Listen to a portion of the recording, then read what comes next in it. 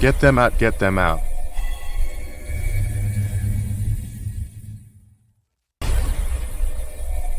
And I utterly condemn the violence that we've seen in Ballymena and in other parts of Northern Ireland. 114 injuries, 37 hotels burned. Over 100,000 protesters on the streets of Northern Ireland. For 3 nights, the Union Jack has glowed in flames instead of light. Minus 1:40 to p.m. November 5, 2025, Belfast City Centre. Police sirens bleed through the rain. Shop fronts crack, bottles arc across the air. What began as a march for answers has turned into Britain's largest civil disturbance in more than a decade. The targets are the migrant hotels, symbols in the public mind of a government that built compassion out of contracts. Footage shows lines of riot shields outside the High Street Hotel Belfast, once a shelter for 230 asylum seekers, now engulfed in orange heat. Local firefighters report 19 separate arsons in 24 hours. Derry, Lisburn, Ballymena, every name is now a headline. You promised security, a man shouts toward the cameras, voice breaking through smoke. You gave us silence across the UK. More than 100,000 people have taken to the streets. Belfast, Londonderry, Antrim, even Newcastle and County Down, all chanting the same line.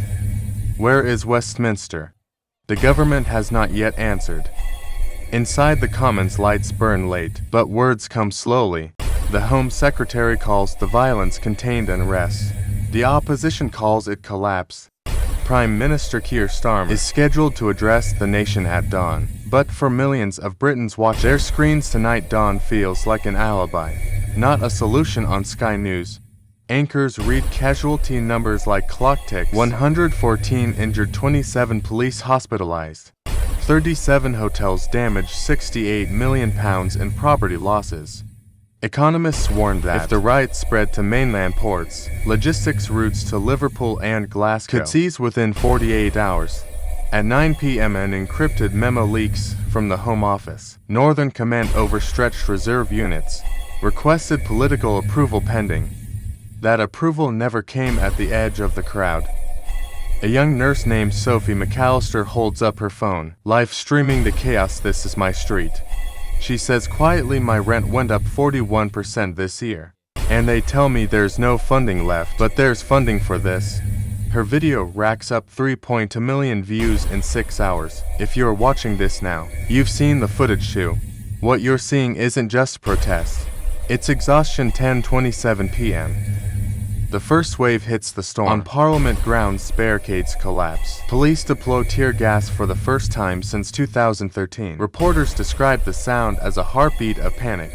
From London, Downing Street releases a 3-sentence statement. The Prime Minister condemns violence. Public safety remains our priority. Dialogue must continue. But dialogue ended when the first hotel fell. Behind closed doors, the intelligence briefings are grim. MI5's regional desk lists 50 to online channels, coordinating real-time crowd movements encrypted. Shifting by the minute, police drones jammed twice. Cellular towers burned in Coleraine. An internal line from the Cabinet Office reads, containment impossible. Public mood volatile at 11 p.m. Energy traders flag anomalies. Old depots in Belfast and Larne report blockade attempts. By midnight, fuel distribution across Northern Ireland drops 19%. Hospitals switch to backup generators. And still Westminster sleeps. Across social media, one phrase trends above all: hashtag Britain on fire. Within 12 hours it hit 64 million impressions, eclipsing even the 2024 general election. Clips of riot officers kneeling in front of crowds go viral with captions like "We serve the people, not the politicians." By dawn, the question is no longer who started the fire, but who benefits from the smoke. In the morning briefing, a senior advisor warns, if we call it terrorism, you criminalize half the country. If we don't, we lose control of the rest. The Prime Minister says nothing. Cabinet sources say he looks pale, eyes fixed on the screen showing Belfast in flames. Meanwhile, analysts report an 8% drop in consumer confidence, £1.2 billion wiped from retail markets, and a 46% surge in flight bookings from Belfast to Dublin. When citizens start fleeing their own country for a weekend of peace, you know the numbers are more than statistics. There are diagnoses in Lisbon. A crowd of thousands formed around the ruins of the King's Crown Hotel. The building had hosted 112 migrants, funded by the Home Office at a rate of £189 per night. head. That contract was worth £7.8 million a year. Naad Sash, an elderly veteran named Thomas Reed, walks past the debris with a flag over his shoulders. "I fought for this country," he tells reporters, "but I don't recognize it anymore." The clip runs on every network by evening. Commentators call the moment Britain saw its reflection. Viewers across the UK scroll through their feeds silent. Maybe you are one of them right now. If you are watching Hit Like So, this story reaches beyond the algorithm, because truth travels only when you push it forward. 11 o'clock a.m. November 6th, Westminster. The Prime Minister steps to the podium. He reads from a sheet of paper titled National Stability Address. "My government condemns the violence in Northern Ireland and reaffirms our commitment to unity." No mention of migrant contracts, no mention of Methane I-5 warnings. Just the rhythm of political tranquilizers. Reporters shout questions. Will you suspend the asylum hotel program? Will you visit Belfast? He turns away. The broadcast ends in silence, but outside the noise is still growing. By nightfall the numbers become unreal. 142 injured, 53 arrested. £91 million in damage. Emergency rooms overflow. Police morale drops 29%. Public trust in government plummets to 22%. A record low. Foreign press labels at the Starmer collapse. In Brussels, one diplomat says, "Off record, Britain used to export stability. Now it exports chaos." As midnight returns to Belfast, rain starts to fall overcharged streets. Civilians sweep the pavement, collecting glass and ash into buckets. Someone hangs a sign over a burned-out door. "Come once, hope again." The camera pulls back, no music. Just the hum of a city trying to breathe. From Ballymena to Belfast, from Lisburn to Londonderry, every image tells the same story. A government out of touch, a nation out of patience, and a people who refuse to stay silent. So Britain, what happens next? Is this a riot or a reckoning?